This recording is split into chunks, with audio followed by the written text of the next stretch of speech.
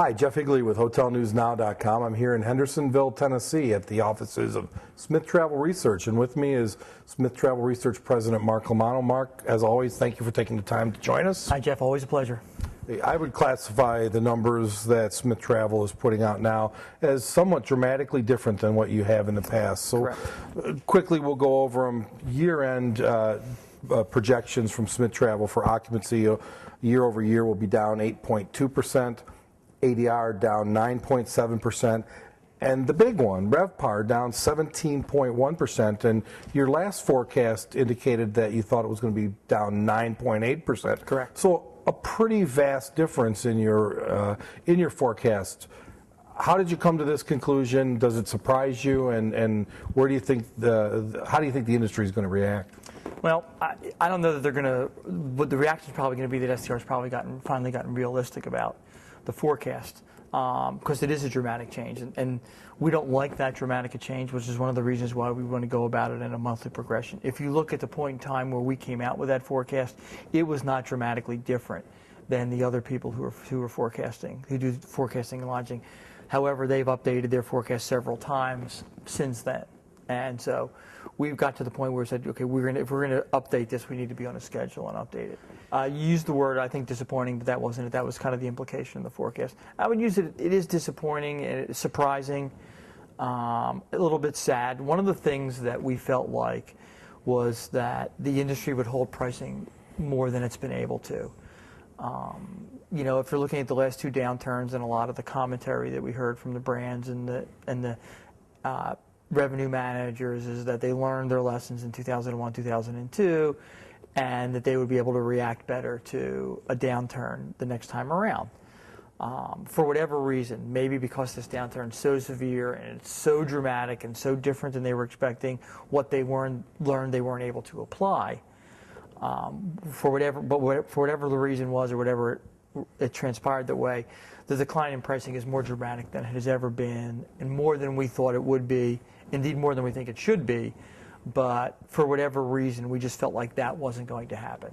The second factor that plays into the change in the forecast is the normal economic factors haven't rebounded the way they were anticipated 2 months ago when we changed the forecast. But additionally, the supply pipeline has been slow to slow down, if you will. We've basically come to the conclusion that more rooms are going to come on stream in 2009 than we anticipated, because if it's in the ground now, people want to get it up and running, because if it's in the ground, it's being built, it's going to eventually open. The sooner they get it open, the better it'll be. Stop expending money on something that's not generating any revenue. That's going to have a short-term incremental negative effect. However, long-term, 6 months, 12 months from now, that'll make what's already going to be a declining pipeline decline even more, as the stuff that we thought was going to be a little bit more of smoother coming online now is going to just take longer. Summer, we're here as we sit. We're getting ready to celebrate July 4th. What's your outlook for the rest of this year? For the rest of this summer season? Is it? It's going to be a little bit better than it has been the past couple of months, but it's not going to be as good as we had hoped. It's looking like demand's going to be declining about between 5.5% and 6% for the summer. I think the actual number is 5.7 that we came up with. But the flip side of that is we think rates are going to be down over 10%.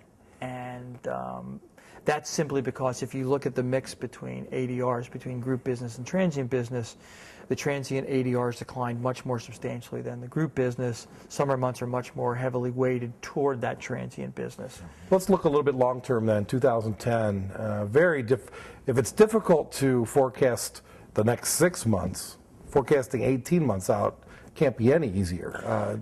No, it can't be any easier. But at the same time, on some level, I don't want to say that it's easier, but it's looking to us certainly that over the past couple of months that there's been demand's kind of troughed. It hasn't rebounded, but it doesn't seem like, absent of some more really bad, unanticipated economic contraction, that number is going to be that's going to stabilize. When that stabilizes and you see year-over-year demand comparisons, getting to be flat, slightly negative, even slightly positive, then that'll stabilize the ADR. So And that's certain to happen at some point in 2010, whether the group business comes back or not, which it probably won't before the second half of 2010. But nonetheless, when you start working your way through the numbers, you start convincing yourself that by the middle second half of 2010, occupancies will probably be flat to slightly positive. The first half of the year, flat to slightly negative. ADR will be longer to stabilize. So while we haven't finalized the 2010 forecast yet, but we will probably in the next day or two, or certainly by next week, that number's probably going to come in plus or minus 1 or 2%. It'll be in a narrow range, so it's not going to be another one of these negative double-digit RevPAR years. And finally, what's it going to take for the industry to bounce back in your estimation? I mean, we know that after adjusted for inflation, after 2001, it took 6 full years to get back the rate. That could be as long or longer this time around. So what's it going to take? The reality of it is it's going to take that group business to get back to a kind of, I don't know how long it'll take to get back to the levels it was in 2006 and 2007.